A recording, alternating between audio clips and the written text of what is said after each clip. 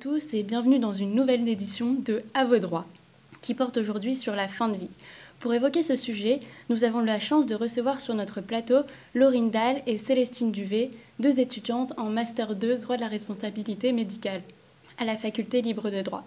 La fin de vie a connu de nombreuses évolutions législatives au cours de ces dernières années, au gré de la médiatisation malheureuse de certaines affaires. On pense notamment à l'affaire Vincent Lambert, qui a connu de nombreux rebondissements et qui a mis au centre des débats la question du droit des patients quant à leur fin de vie. Pour évoquer ce sujet, j'aimerais tout d'abord faire un bref rappel sur la notion de fin de vie. Celle-ci est définie comme les derniers instants du patient qui est gravement malade ou qui est atteint d'une maladie incurable ou encore lorsque son pronostic vital est engagé. Ainsi, les droits de celui-ci s'entendent comme l'ensemble des règles permettant au patient d'exprimer ses dernières volontés sur les décisions médicales à prendre afin de mourir dignement et comme il l'entend. Laurine, pouvez-vous nous faire un bref rappel sur la législation française applicable aujourd'hui, s'il vous plaît ? Oui, alors tout d'abord, la première évolution, ça a été la loi du 4 mars 2002 qui a permis de remettre au centre de la prise en charge le consentement du patient, mettant fin ainsi au paternalisme médical. Le médecin est donc plus souverain en la matière et le patient a désormais son mot à dire grâce aux lois ou aux juges. Et la loi elle a ainsi codifié l'ensemble des droits qui ont été conférés aux patients. Mais concernant la fin de vie, ces derniers ont revendiqué davantage de droits, ce qui a donné lieu à deux lois successives, la loi Leonetti de 2005, puis la loi Claeys-Leonetti de 2016, qui est encore appliquée aujourd'hui. Et cette loi de 2016, elle a permis un droit à une fin de vie digne, qui va prendre en compte la volonté du malade. Elle a ainsi mis en place le caractère contraignant des directives anticipées qui vont s'imposer aux médecins, sauf en cas d'urgence vitale ou si elles apparaissent manifestement inappropriées ou non conformes à la situation médicale. Ces directives, elles vont permettre de rendre compte finalement des souhaits de la personne en fin de vie. Ainsi, toute personne majeure pourra rédiger les directives anticipées pour le cas où elle serait un jour hors d'état d'exprimer sa volonté. Et ces directives sont révocables à tout moment. De plus, désormais, il y a également la personne de confiance qui peut rendre compte de la volonté du malade et son témoignage va prévaloir sur celui des autres membres de la famille. En revanche, cet avis prévaut uniquement en l'absence de directives anticipées. Et donc, on le voit désormais, un réel cadre légal est imposé aux médecins. Merci pour ce rappel, Laurine.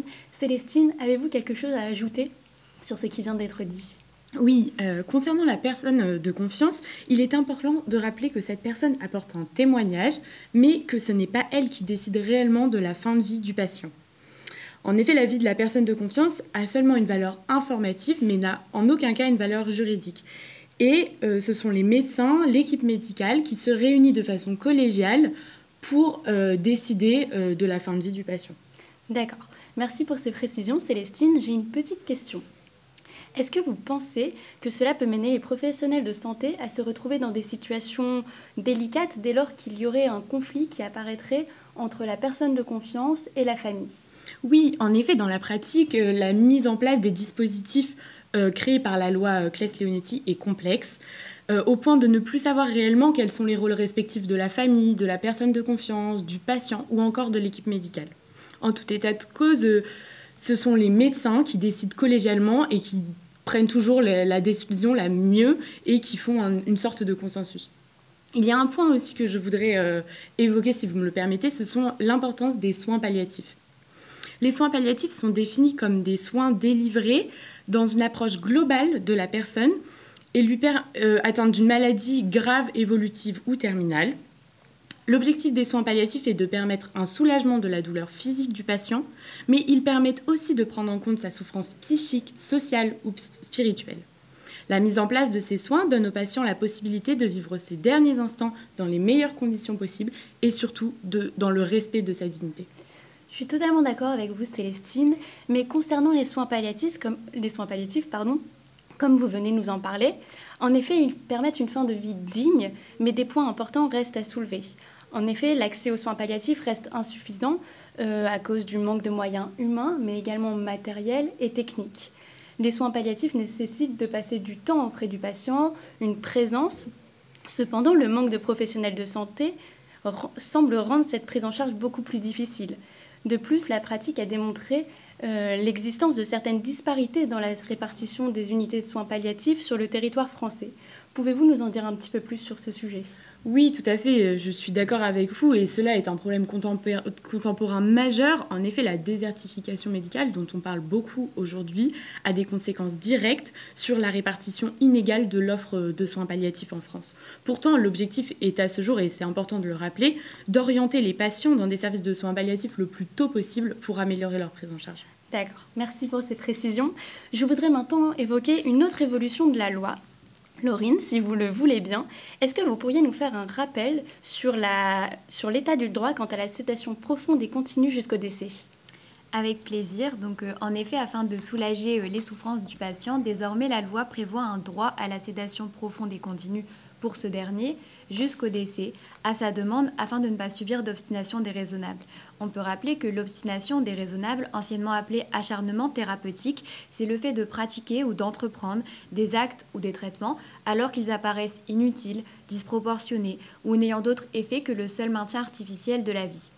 Mais il y a des conditions à l'obtention de ce droit puisque la loi prévoit que le patient doit être atteint d'une affection grave et incurable, que son pronostic vital doit être engagé à court terme et également en cas de souffrance grave. De plus, cette décision ne sera prise qu'au terme d'une procédure collégiale pour vérifier que les conditions sont remplies. Néanmoins, il faut tout de même distinguer selon que le patient il est en capacité d'exprimer sa volonté ou non. S'il n'est pas en capacité d'exprimer sa volonté, au titre du refus de l'obstination déraisonnable mentionnée, dans le cas où le médecin arrête un traitement de maintien en vie, il va appliquer une sédation profonde et continue provoquant une altération de la conscience maintenue jusqu'au décès sans douleur. D'accord, merci Laurine. Je voudrais également que l'on parle d'une actualité récente sur la fin de vie. Le CCNE, le Comité consultatif national d'éthique, a rendu un avis qui a beaucoup fait parler. Pour rappel, le CCNE, donc le Comité consultatif national d'éthique, est un organisme français qui est chargé de répondre à des questions éthiques actuelles et à ce titre, il rend des avis. En effet, cet avis marque un grand tournant dans la réflexion éthique en proposant une application également éthique de cette aide active à mourir. Cet avis fait suite à une demande sociétale qui est en faveur d'une autonomie de la personne, et à l'instar de la législation actuelle de nos pays voisins sur le sujet. Célestine, qu'en pensez-vous ? Oui, en effet, le CCNE formule un certain nombre de recommandations présentées en 2 volets. Le premier s'intitule « Le renforcement des mesures de santé publique dans le domaine des soins palliatifs » et le second « Les exigences éthiques incontournables en cas de dépénalisation de l'aide active à mourir ». Cet avis émet donc l'hypothèse que la France puisse s'engager dans la voie d'une aide active à mourir pour les patients dont le pronostic vital n'est pas engagé à court terme, mais qui ont des souffrances qui leur sont insupportables. Il faut cependant rester très prudent, car il ne s'agit que d'un avis qui n'a aucunement l'obligation d'être suivi et que pour le moment, même s'il existe beaucoup de débats, que la société en parle, il n'y a pas d'évolution de la législation française sur le sujet. D'accord, merci pour cette réponse. J'ai une question que je vous adresse conjointement. D'après vous, la législation actuelle est-elle suffisante ? Et si votre réponse est non, avez-vous des idées sur les perspectives d'évolution de celle-ci ? Laurine, peut-être, vous pouvez commencer ? Alors, il est vrai que la loi Leonetti-Claeys a été une avancée majeure pour les droits du patient quant à sa fin de vie. Cependant, elle est encore trop peu appliquée aujourd'hui en raison d'un manque de connaissances et de moyens, mais aussi car les différents mécanismes instaurés sont source d'interprétations diverses et variées. Il faudrait donc davantage de clarté dans la loi pour pouvoir l'appliquer dans de meilleures conditions. Et également, je voudrais soulever un point dont on parle peu, mais qui est primordial à mon sens, qui est le statut conféré aux aidants, la prise en compte de leurs souffrances et leur accompagnement.